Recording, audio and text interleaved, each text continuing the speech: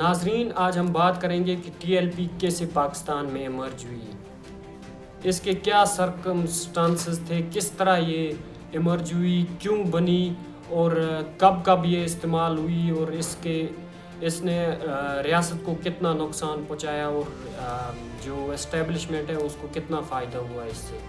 تو یہ بات ہے سن 2009 کی، جب پنجاب کے ایک ضلع شیخوپورہ میں ایک آسیہ نامی خاتون کھیتوں میں کام کر رہی تھی۔ تو اس ٹائم شدید گرمی تھی، جس کی وجہ سے اس نے اٹھا کے پانی کا ایک گھڑا پورا پیا۔ تو ساتھ میں اس کے جو مسلمان خاتون تھی، وہ چونکہ ایک مسیح برادری سے تعلق رکھتی تھی، تو جو مسلمان خواتین تھی انہوں نے کہا کہ تم نے ہمارا پانی جھوٹا کر دیا، تم مسلمان نہیں ہو، مطلب مختلف قسم کے اس پر کمنٹ پاس کیے۔ تو اس کو یہ بھی کہا کہ تم مسلمان کیوں نہیں ہو جاتی۔ تو اس نے غصے میں آ کر کوئی سخت الفاظ استعمال کیے۔ تو جو وہاں کی خاتون تھی انہوں نے جا کے محلے کے جو مولوی تھا اس کو بتایا کہ اس نے توہین رسالت کی ہے۔ تو اس مولوی نے اٹھ کے ایف آئی آر درج کر دی کہ اس نے توہین رسالت کی ہے اور اس پر جو آرٹیکل 295 ہے وہ درج کیا جائے۔ تو ایف آئی آر مولوی کے مطابق مولوی کے حق میں ہوئی، تو جس کے بعد 2010 میں اس کو نچلی عدالت نے سزائے موت سنا دی۔ اس ٹائم جو پنجاب کے گورنر تھے وہ تھے سلمان تاثیر۔ سلمان تاثیر نے اس کو ایک کالا قانون قرار دیا کہ یہ مذہب کا ایک غلط استعمال کیا گیا ہے، ایسا نہیں ہے کہ، اور جو آسیہ بی بی تھی اس نے بھی کہا کہ میں نے ایسی کوئی بات نہیں کی جو مسلمانوں کو مایوس کرے، جو مسلمانوں کے خلاف ہو۔ لیکن شاید اس ٹائم جو اس کے ساتھ جو عورتیں تھیں انہوں نے اپنے غصے کو، یا انہوں نے اپنی جو اس پر جو غصہ تھا وہ اس شکل میں نکالا کہ اس نے توہین رسالت کیا۔ بات بڑھتے آگے چلی گئی اور 2010 میں نچلی عدالتوں نے اس کو سزائے موت سنائی آسیہ بی بی کو۔ تو سلمان تاثیر نے اس کو کہا کہ یہ کالا قانون ہے، یہ سب بالکل نہیں ہے۔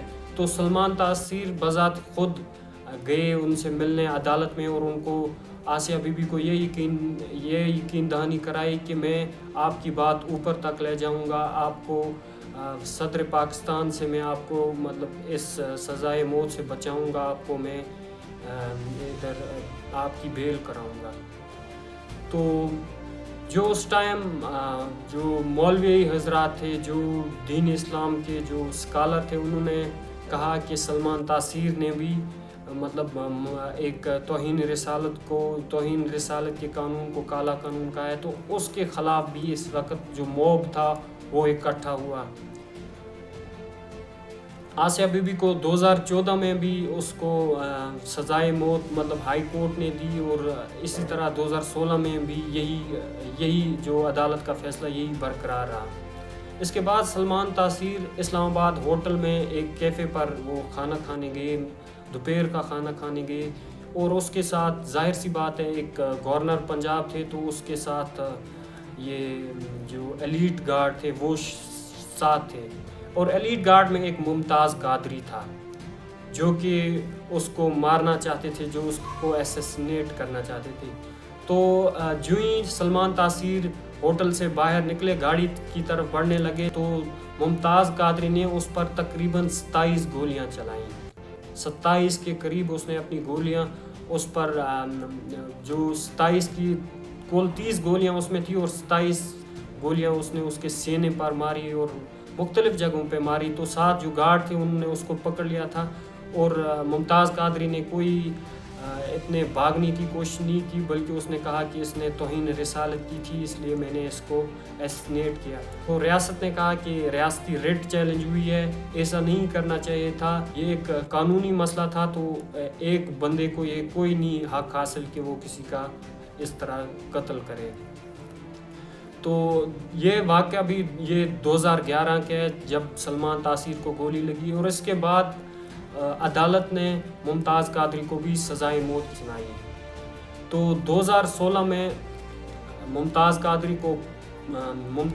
قادری کو تختہ دار پر لٹکایا گیا تو اس کے بعد اس کا جنازہ تھا، اس میں ہزاروں لوگوں نے شرکت کی، ہزاروں لوگ اکٹھے ہوئے، اور اس کے بعد ان میں سے ایک جو خطیب تھا خادم رضوی، اس نے ایک تقریر کی، اس نے یہ کہا کہ اب ہم ایک جماعت بنائیں گے جو کہ ناموس رسالت اور ختم نبوت کو پہرا دے گی اور اس کی حفاظت کرے گی۔ تو بات یہاں سے شروع ہوتی ہے، ٹی ایل پی نے یہاں سے زور پکڑا، اور جو اسٹیبلش تھی، کہتے ہیں کہ جو اٹلانٹک کونسل ہے اور مختلف قسم کے جو غیر ملکی جریدے، انہوں نے بھی کہا کہ اس کو ایک ٹول کے طور پر جو ٹی ایل پی اس کو یوز کیا گیا۔ پہلے تو یہ لبیک یا رسول اللہ کے نام سے بنی، پھر پاکستان میں 2016 میں تحریک لبیک پاکستان کے نام سے رجسٹرڈ ہوئی۔ اس کے بعد تحریک لبیک کا پہلا جو دھرنا تھا وہ فیض آباد کا دھرنا تھا، جب نواز شریف کی حکومت تھی، اور دھرنا بھی اسی وجہ سے کیا گیا کہ جو پارلیمنٹ نے ایک ایکٹ منظور کیا تھا کہ اس سے پہلے کہتے تھے کہ میں حلفیہ اقرار کرتا ہوں، مطلب یہ ایک دین کے حوالے سے، اس کو صرف یہ کہا گیا کہ میں اقرار کرتا ہوں۔ انہوں نے تحریک لبیک نے یہ کہا کہ یہ اسلام پر ایک حملہ کیا گیا ہے، ختم نبوت پر حملہ کیا گیا ہے، کہ حلفیہ ضرور اس میں ایڈ ہونا چاہیے۔ تو اس کے خلاف انہوں نے پروٹیسٹ شروع کر دیے، اور مختلف قسم کے انہوں نے جلاؤ گراؤ کیا، اس میں کافی لوگ بھی مرے تھے۔ بعد میں جب اس کو P M L N handle نہیں کر پائی، حکومت ہینڈل نہیں کر پائی، تو ایک ادارے کے ذریعے ان کے مذاکرات ہوئے، اور تاریخ میں پہلی بار کسی ادارے نے سیاسی گروہ کے ساتھ ایک معاہدہ طے کیا۔ تو اس کے بعد بات آگے بڑھتی چلی گئی، پھر فرانس میں کسی نے، ایک ٹیچر نے گستاخی کی، اس کے بعد جو وہاں کا ایک اسٹوڈنٹ تھا مسلمان، اس نے کہا کہ آپ نے غلط کیا ہے۔ تو فرانس، جب بات آگے بڑھتی چلی گئی تو فرانس کا جو صدر تھا اس نے بھی اس کا کہا کہ ہم اس کو کوئی غلط نہیں کہتے۔ تو دنیا بھر میں پروٹیسٹ ہوئے، اور پاکستان میں بھی پروٹیسٹ شروع ہوئے، اور یہ پروٹیسٹ بڑھتے بڑھتے پورے پاکستان میں جو ٹی ایل پی کے جو کارکن تھے وہ اکٹھے ہوئے، انہوں نے پھر مارچ کرنا شروع کر دیا۔ تو اس ٹائم عمران خان کی حکومت تھی، اور اس عمران خان پر یہ پریشر ڈالا گیا کہ فرانس کے سفیر کو ادھر سے نکالو، فرانس کے سفیر کا کوئی جواز نہیں بنتا کہ وہ اس ملک میں رہے، فرانسیسی ایمبیسی کو بند کر دو۔ مختلف قسم کے عمران خان پر عالمی دباؤ بھی تھا، اور ملک کے اندر بھی ٹی ایل پی کا دباؤ تھا۔ تو عمران خان نے ان کو یقین دہانی کرائی کہ میں اس پر پارلیمنٹ میں بحث کروں گا، لیکن ظاہر سی بات ہے کہ فرانسیسی سفیر کو نکالنا مطلب پوری یورپی یونین سے آپ قطع تلفی کر رہے ہو۔ تو اس کا مطلب کہ پاکستان میں مختلف قسم کے کرائسس پیدا ہوتے، کیونکہ پاکستان کی جو اکانومی ہے وہ ڈپینڈ ہے یورپ پر، کیونکہ جو آپ انڈسٹریز ہیں، جو پاکستان میں جو فیکٹریز ہیں، وہ زیادہ تر اپنا جو مال ہے وہ یورپ کو ہی برآمد کرتی ہے۔ تو یہ چیزیں تھیں، تو اس وجہ سے مطلب ٹی ایل پی نے ہمیشہ پاکستان کو پیرالائز کیا۔ اور یہ بات میں آپ کو بتانا بھول گیا کہ 2017 میں انٹرنیشنل جو نیوز چینل ہیں اور جو جریدے ہیں، انہوں نے یہ بھی کہا کہ ان کو ہزار کے نوٹ دیے گئے، ان کو کمبل دی گئی، کھانا دیا گیا، مطلب کسی نے ان کو، مطلب اسٹیٹ نے کیا یا کسی ادارے نے ان کو اتنی سپورٹ بھی کی ہے۔